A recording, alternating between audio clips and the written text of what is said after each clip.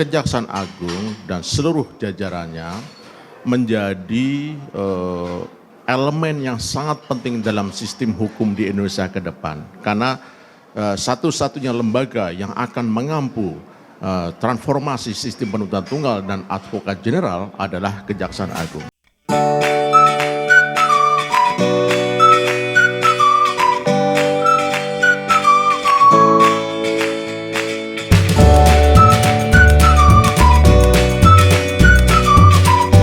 Sobat Adiaksa dimanapun Anda berada, nggak kerasa udah masuk di tahun 2025. Tentunya kembali bersama podcast Kejaksaan RI. Saat ini tahun baru berarti partner baru. Kalau udah pada bosen bersama saya masih bersama Angelika Ansanai dan rekan baru saya Valeri. Iya, saya Valeri Budianto, senang banget hari ini bisa bantu di podcast Kejaksaan RI dan kali ini podcastnya menarik banget karena ada narasumber yang langsung hadir dari jajaran kementerian. Tadi jadi ada menteri-menteri ya yang sudah memberikan pemaparan dan salah satunya adalah dari Kementerian PPN, Bappenas. Sudah ada bersama dengan kita semua Deputi Bidang Hukum Politik Pertahanan Keamanan dari Kementerian PPN Bappenas, Bapak Bogat Widiatmoko. Bapak selamat pagi menjelang siang Pak, thank you sudah hadir. Pagi Mbak, thank you. Pagi Bapak.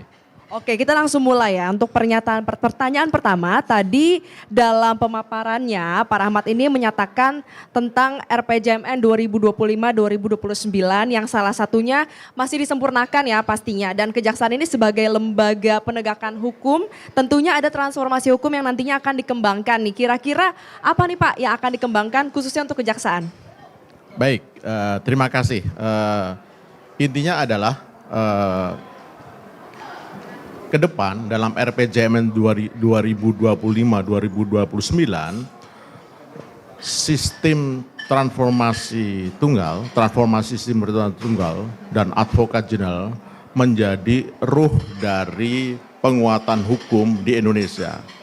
Dan ini berarti bahwasanya Kejaksaan Agung dan seluruh jajarannya menjadi elemen yang sangat penting dalam sistem hukum di Indonesia ke depan. Karena satu-satunya lembaga yang akan mengampu transformasi sistem penuntutan tunggal dan advokat general adalah Kejaksaan Agung. Jadi tadi Pak Menteri sudah sampaikan bahwasanya dengan tugas pokok fungsinya yang semakin penting ke depan, Kejaksaan Agung menjadi suatu lembaga yang sangat menentukan bagi pencapaian Indonesia Emas 2045.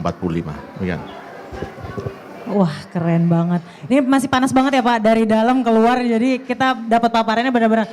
Berarti titik fokusnya tadi ya Pak, IPH sama persepsi korupsinya ya, yang diharapkan bisa menjadi target di tahun 2025 ini. Nah kalau dari Bappenas sendiri Pak terkait dengan harapannya untuk Kejaksaan RI itu sendiri di pencapaian yang kali ini sesuai dengan tema kejaksaan kita seperti ini, seperti apa Pak kalau dari Bappenas sendiri? Baik Mbak, dalam 5 tahun ke depan, dalam RPJMN 2025 tahun 2009, sesuai dengan arahan Bapak Presiden Prabowo, bahwasanya fokus dari pembangunan ke depan, 5 tahun ke depan, ada 3. Yang pertama adalah pertumbuhan ekonomi menuju 8%, yang kedua adalah pembentukan sumber daya manusia yang berkualitas, yang ketiga yang tidak kalah penting adalah pemberantasan dan penurunan kemiskinan. Dalam hal ini, rencana teknokratik yang akan kita susun, yang akan kita bangun arsitekturnya, tentunya tidak akan dapat dicapai apabila kita tidak memiliki sistem hukum yang kuat. Dan ini berarti sistem hukum menjadi suatu landasan transformasi bagi seluruh bidang. Oleh karenanya Kejaksaan Agung sekali lagi akan menjadi salah satu bahkan satu-satunya menurut hemat saya, salah satu yang sangat penting bagi tercapainya sekali lagi RPJMN 2025 tahun 2009. Dan tentunya ini menjadi langkah yang sangat kuat atau pondasi yang sangat kuat bagi pencapaian Indonesia Emas 2045. Demikian. Kalau kita melihat kejaksaan kan juga sekarang ini sudah semakin dipercaya ya Pak di pemerintahan baru 2025. Apa yang akan semakin dikuatkan dalam ini konteksnya adalah dari pengawasan Kementerian PPN Bappenas untuk memperkuat transformasi hukum di kejaksaan ke depannya. Tadi kan sudah disebutkan ada SPS ya Pak yang akan yang satu sistem penuntutan tunggal single prosecution system yang nantinya akan dicanangkan. Untuk rencana-rencana terdekatnya kan seperti apa? Transformasi sistem penuntutan tunggal dan advokat general adalah suatu keharusan ke depan. Dan ini membutuhkan beberapa prasyarat yang harus dipenuhi baik internal maupun eksternal di dalam fungsi-fungsi kejaksaan.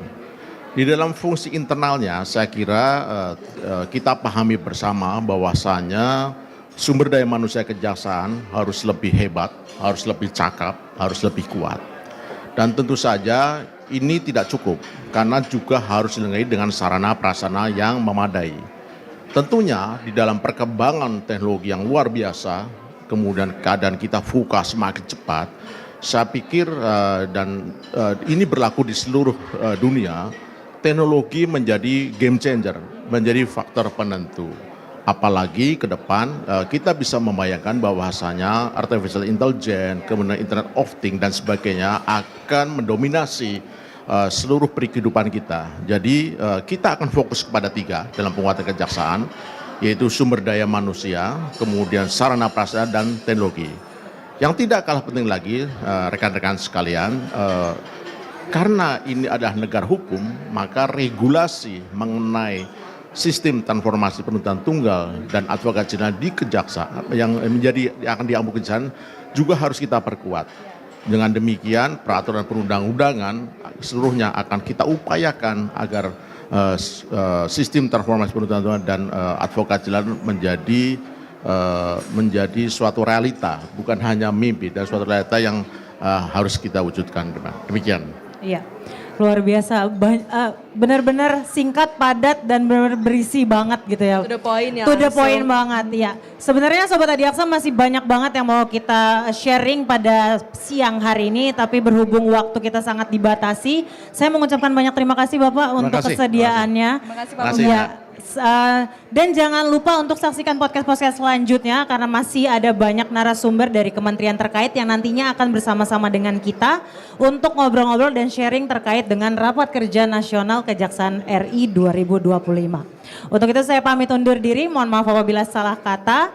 Saya Angelika dan rekan saya Valerie Budianto, kami pamit undur diri. Terima kasih dan selalu saksikan podcast Kejaksaan RI. Dan jangan lupa untuk langsung aja download aplikasi Sound of Justice Radio di platform kesayangan Anda. Sampai bertemu lagi. Sampai jumpa. Terima kasih.